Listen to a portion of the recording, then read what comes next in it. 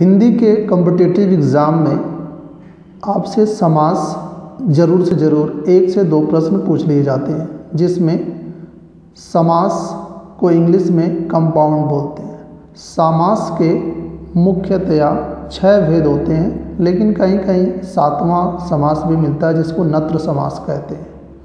आइए सबसे पहले हम समास की परिभाषा जान लें।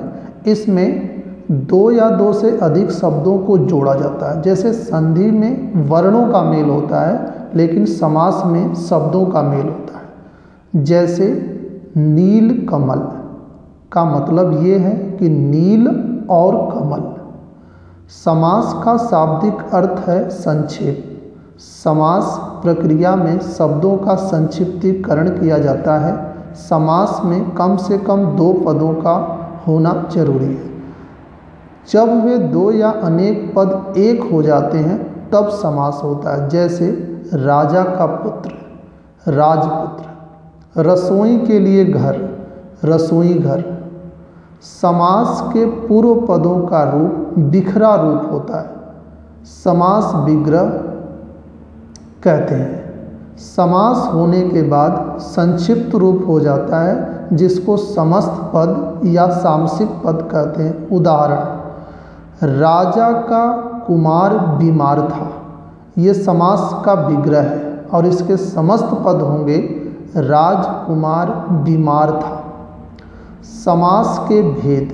समास के मुख्यतया 6 भेद होते हैं, जिसमें द्वंद्व समास को इंग्लिश में कंपैरेटिव कंपाउंड, द्विगु समास इंग्लिश में न्यूमरल कंपाउंड, तत्पुरुष समास डिटर्मिनेटिव कंपाउंड, कर्मधारय समास अपोजिशनल कंपाउंड, बहुव्रीहि समास एट्रीब्यूटिव कंपाउंड, अव्ययी भाव समास एडवर्बियल कंपाउंड। इंग्लिश बताने का हमारा ये मतलब है कि इंग्लिश बैकग्राउंड के जो विद्यार्थी होंगे, जो हिंदी से खास का लगाव नहीं होगा, उनको इनको समझने में बेहद आसानी होगी।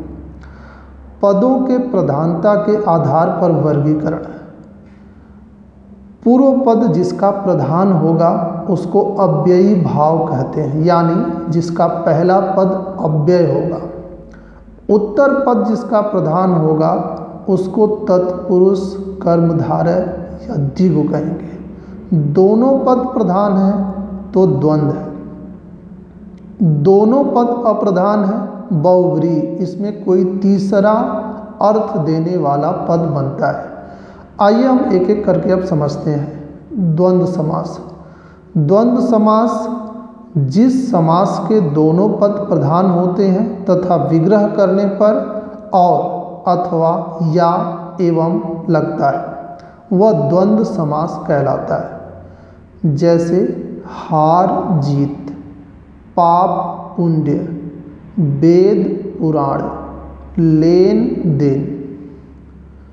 अपोजिशन होगा ठंडा गरम, ठंडा या गरम, नर नारी, नर और नारी, खरा खोटा, खरा या खोटा, राधा कृष्ण, राधा और कृष्ण, राजा प्रजा, राजा एवं प्रजा, भाई बहन, भाई और बहन, गुण दोष, गुण और दोष, सीता राम, सीता और राम। द्विगु समास। द्विगु समास को न्यूमरल कंपाउंड कहते हैं। वह समास जिसमें पूर्व पद संख्यावाचक होता है, यानी जो पहला पद होगा संख्यावाचक होगा। इसमें समूह या समाहार का ज्ञान होता है। जैसे त्रिभुवन, त्रिफला, चौमासा, दशम। सप्त सिंधु, 7 सिंधुओं का समूह। दोपहर, 2 पहरों का समूह। त्रिलोक, 3 लोकों का समाहार। चौराहा, 4 राहों का समूह। नवरात्र, 9 रात्रियों का समूह। सप्ताह, 7 दिनों का समूह। नवग्रह, 9 ग्रहों का समूह। चौमासा, 4 मासों का समूह। तीसरा समास हम लेते हैं तत्पुरुष समास। तत्पुरुष समास अंग्रेजी में डिटर्मिनेटिव कंपाउंड वह समास है जिसमें बाद का अथवा उत्तर पद प्रधान होता है तथा दोनों पदों के बीच कारक चिन्ह। कारक चिन्ह 8 होते हैं, जैसा आप लोग जानते होंगे। उनका लोप होता है, इनके निर्माण में दो पदों के बीच कारक चिन्हों का लोप होता है, जैसे राजपुत्र, राजा का पुत्र। इसमें पिछले पद का अर्थ लिखा है गुणहीन, सिर दर्द, आप बीती राम भक्त। राजा का कुमार, राजकुमार। रचना को करने वाला, रचनाकार। गंगा जल, गंगा का जल। नील कमल, नीला कमल। असभ्य, न सभ्य। नवरात्र, नवरात्रियों का समूह। त्रिलोक, तीन लोकों का समाहार। रसोई घर, रसोई के लिए घर। भय मुक्त, भय से मुक्त। रचनाकार, रचना करने वाला। नगरवास, नगर में रहने वाला। तत्पुरुष समास के निम्न भेद हैं। विभक्तियों के नामों के अनुसार तत्पुरुष समास के 6 भेद हैं। कर्म तत्पुरुष, इसमें दो पदों के बीच कर्म कारक रहता है, जिसका चिन्ह होता है जैसे चित चोर, चित्त को चुराने वाला। करण तत्पुरुष, इसमें दो पदों के बीच कारक छिपा रहता है, जिसे चिन्ह के लिए होता है, जैसे शेर से आहत, अकाल से पीड़ित। संप्रदान तत्पुरुष, इसमें दो पदों में संप्रदान कारक छिपा रहता है, जिसका चिन्ह के लिए होता है, जैसे गौशाला, गौ के लिए शाला। अपादान तत्पुरुष, इसमें दो पदों में अपादान कारक छिपा रहता है, जिसका चिन्ह अलग होने में लगता है, जैसे काम चोर, काम से जी चुराने वाला। संबंध तत्पुरुष, इसमें दो पदों के बीच में संबंध कारक छिपा रहता है, जिसके चिन्ह का, की, के, रा, री, रे होते हैं, जैसे राजपुत्र, राजा का पुत्र। पराधीन, पर के अधीन।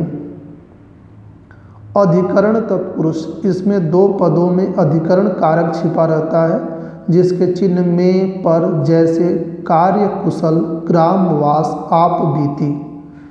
अगला समास है कर्मधारय समास। कर्मधारय समास को अंग्रेजी में अपोजिशनल कंपाउंड कहते हैं। वह समास जिसमें उत्तर पद प्रधान हो तथा पूर्व पद व उत्तर पद में उपमान, उपमेय अथवा विशेषण विशेष्य का संबंध हो, वह कर्मधारय समास कहलाता है। जो समास विशेषण विशेष्य और उपमान उपमेय में मिलकर बनते हैं, उन्हें कर्मधारय समास कहते हैं। इसमें विशेषता बताई जाएगी। चरण कमल, कमल के समान चरण। कनक लता, कनक की सी लता। कमल नयन, कमल के समान नयन। प्राण प्रिय, प्राणों के समान प्रिय। चंद्रमुख, चंद्र के समान मुख। मृग नयन, मृग के समान नयन। देह लता, देह रूपी लता। लाल है जो पड़ी, मणि, लाल मणि। परमानंद, परम है जो आनंद। नील गगन, नीला है जो गगन। बहुव्रीहि समास, बहुव्रीहि समास अंग्रेजी में एट्रीब्यूटिव कंपाउंड वह समास होता है जिसमें दोनों पद अप्रधान हो तथा दोनों पद मिलकर किसी तीसरे पद की ओर संकेत करते हैं, उसमें बहुव्रीहि समास होता है। जैसे घनश्याम, घन के समान श्याम है जो कृष्ण, तीसरा पद निकल के आ रहा है कृष्ण। दशानन, 10 मुंह वाला अर्थात रावण। नील कमल नहीं, नीलकंठ, नीला है कंठ जिसका अर्थात शिव। लंबोदर, लंबा है उदर जिसका अर्थात गणेश। दशानन, 10 है आनंद जिसके अर्थात रावण। महावीर, महान वीर हैं जो अर्थात हनुमान। चतुर्भुज, 4 है भुजाएं जिसकी अर्थात विष्णु। पीतांबर, पीत है अंबर जिसका अर्थात कृष्ण। निशाचर, निशा में चरण करने वाला अर्थात राक्षस। घनश्याम, घन के समान श्याम है जो अर्थात कृष्ण। मृत्युंजय, मृत्यु को जीतने वाला अर्थात शिव।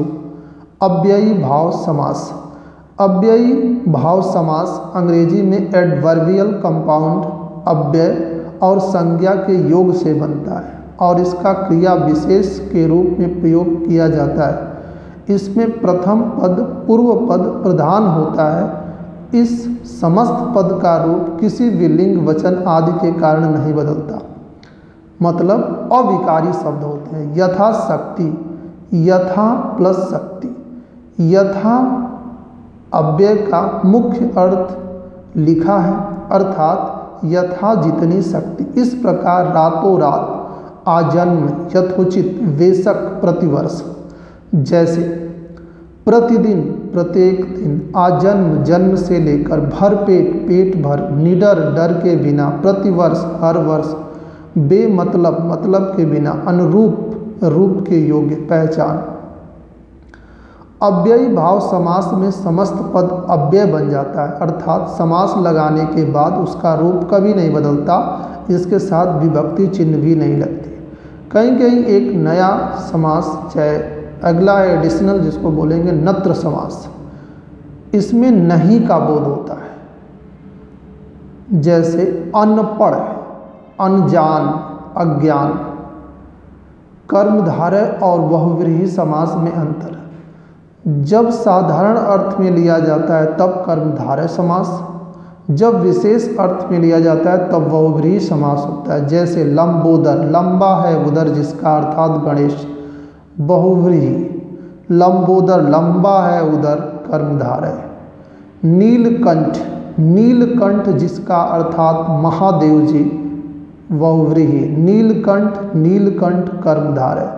द्विगु और बहुव्रीहि समास में अंतर। जब संख्यावाचक पद संख्या का ज्ञान कराए तब द्विगु समास होता है, जब पूर्ण पद अर्थात लिया जाए तब बहुव्रीहि समास होता है। जैसे तीन वेणी, जिसका अर्थ है गंगा, जमुना तथा सरस्वती का संगम, बहुव्रीहि। त्रिवेणी, तीन वेणियों का समूह, द्विगु समास।